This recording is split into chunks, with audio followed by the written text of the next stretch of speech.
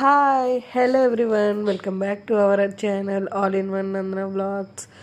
ఈరోజు అయితే నేను కొత్తగా ఫిష్ బిర్యానీ ఇంకా ఫిష్ పుల్స్ అయితే మీకు ఈ వీడియోలో చూపించబోతున్నాను. ఫస్ట్ అయితే ఫిష్ బిర్యానీ కోసం అయితే రెడీ చేసుకుంటున్నా. ఇప్పుడే మా వారు మార్కెట్ నుంచి అయితే వచ్చారు.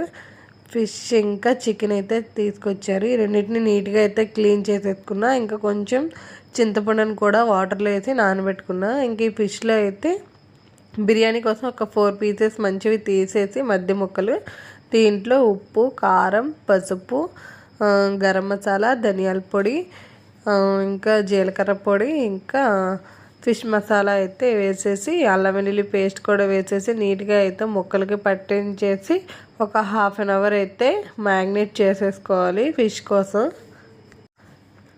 ఈ విధంగా వీడియోలో చూపిస్తున్న విధంగా ఎందుకు అల్లం వెల్లుల్లి పేస్ట్ కూడా వేసేసుకొని నీట్గా పీసెస్ అన్నిటికీ కూడా రాసుకొని మొత్తం అంతా నీట్గా కలుపుకోవాలి.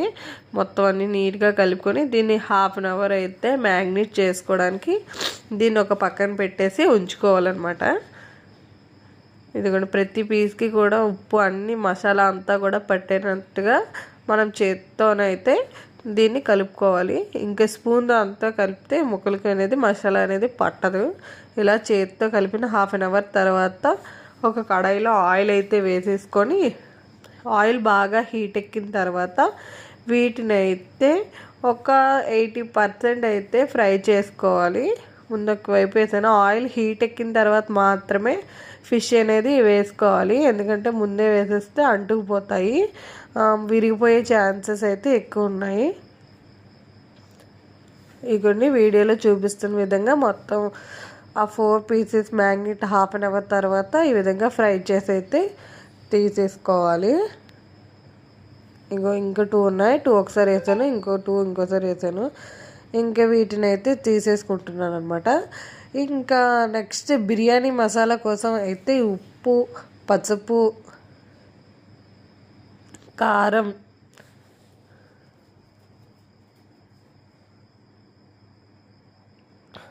అల్లం వెల్లుల్లి పేస్ట్ ఒక స్పూన్ వరకు వేసుకోవాలి. నెక్స్ట్ కొంచెం ధనియాల పొడి, గరం మసాలా,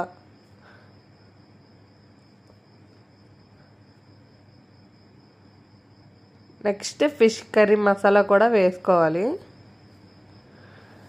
నెక్స్ట్ పుదీనా అనేవి ఒక 2 కాడలు తీసుకొని నీట్గా వాష్ చేసుకొని పుదీనా కూడా ఈ పేస్ట్లో అయితే వేసేసుకోవాలి.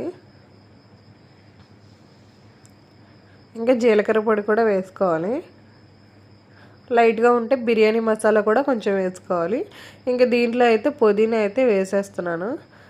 నెక్స్ట్ నిమ్మకాయ ఉంటే నిమ్మకాయ వేసుకోవాలి. ప్రజెంట్ నిమ్మకాయ అయితే లేదు కాబట్టి నేనైతే కొంచెం పెరుగు ఒక 2 టేబుల్ స్పూన్ పెరుగు అయితే యాడ్ చేసుకొని మొత్తం అంతా కలిపేసుకుంటున్నాను. ఇది బాగా కలుపుకోవాలన్నమాట. ఈ మసాలా బిర్యానీ కోసం మనకి దీన్ని పక్కన అయితే పెట్టేసుకోవాలి. నెక్స్ట్ ఇదిగోండి, ఇందాక వేసిన ఈ 2 కూడా బాగా ఫ్రై అయితే అయిపోయాయి కదా. ఇంకా మొత్తం అయితే తీసేసా. ఈ విధంగా వచ్చాయి, మంచి కలర్ అయితే వచ్చాయి. నెక్స్ట్ ఆయిల్లో ఆనియన్స్ అయితే వేసి బాగా ఫ్రై అయితే చేసుకోవాలి. అదే కడాయిలో సన్నగా తరిగిన ఆనియన్స్ అయితే ఒక 2 ఆనియన్స్ వేసి పచ్చిమిరపకాయలు వేసి బాగా ఫ్రై చేసుకున్న తర్వాత ఈ మసాలాని లాస్ట్లో వేసి ఇంకా కొంచెం వాటర్ అయితే ఒక 1/2 గ్లాస్ వాటర్, అంటే చిన్న గ్లాస్తో 1/2 గ్లాస్ వాటర్ అయితే వేసేసుకొని కళాయిలో నీట్గా వేసేసి లైట్గా మసాలా పచ్చివాసన పోయేదానికి లైట్గా ఫ్రై చేసుకోవాలి. ఇంకా దాంట్లోకి అయితే లాస్ట్లో కొత్తిమీర అయితే వేసేసుకొని స్టవ్ ఆఫ్ చేసుకొని ఈ మసాలానే ఒక పక్కన పెట్టేసుకుంటున్నాను. నెక్స్ట్ బిర్యానీ నేనైతే ఇక్కడ 1.5 గ్లాస్ బిర్యానీ చేస్తున్నాను. దాంట్లోకి బిర్యానీ మనం ఆకు, చెక్క ఇవన్నీ ఉంటాయి కదా, బిర్యానీ సామాన్లన్నీ వేసేసుకొని పుదీనా అయితే వేసేసుకొని పసుపు కూడా చిటికెడు వేసుకొని టేస్ట్కి, అంటే ఆ రైస్కి ఎంత సాల్ట్ అయితే పడుతుందో అంత సాల్ట్ అయితే వేసేసుకోవాలన్నమాట. వేసేసుకొని బాగా కలిపేసుకోవాలి. రైస్ అయితే 80% ఉడకాలన్నమాట ఇలాగా. ఇంకా దీంట్లోకి అయితే 2 కప్పులు ఆయిల్ కూడా వేసుకోవాలి.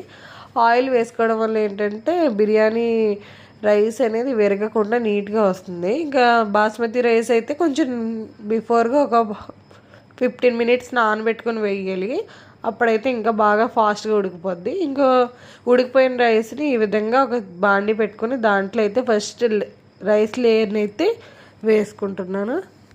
రైస్ లేయర్ ఈ విధంగా నీట్గా సర్దుకున్న తర్వాత దాంట్లోకి ఇందాక మనం కళాయిలో చేసాం కదా మసాలా అయితే వేసుకోవాలి. అంటే ఆనియన్తో చేసిన కర్రీ గ్రేవీలో ఉంటే మసాలా ఉంది కదా, అది వేసుకోవాలి.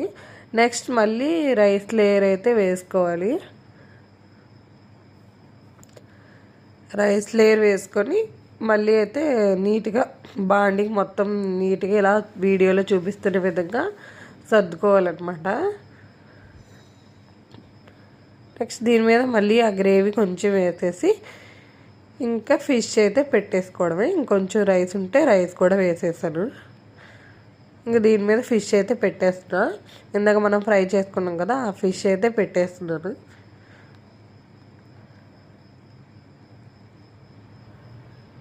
ఇంకా బ్రౌన్ ఆనియన్స్ కూడా వేసేసుకుంటున్నా ఇప్పుడే.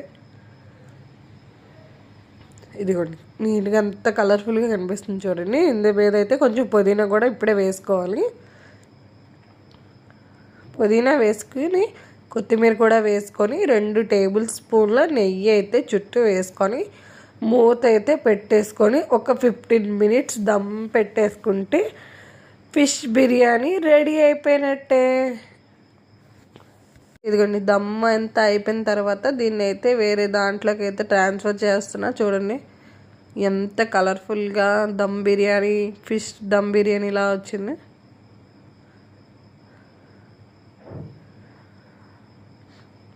మా జస్విన్ అయితే వెయిటింగ్ అనమాట పక్క నుంచి, అయిపోయిందా అని. ఇదిగోండి మొత్తం దీన్ని వేరే వెజల్లోకి అయితే మొత్తం ట్రాన్స్ఫర్ చేసేస్తున్నాను.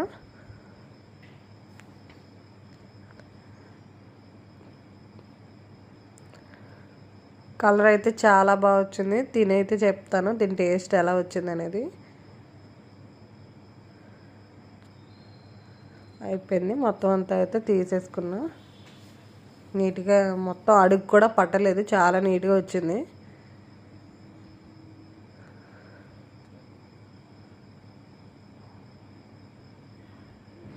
టేస్ట్ అయితే చాలా సూపర్ వచ్చిందనమాట. మధ్యలో మనం ఆ మసాలా గ్రేవీ చేసుకున్నాం కదా, అది మధ్యలో తగులుతూ ఎక్సలెంట్గా వచ్చింది. మీరు కూడా ట్రై చేయండి.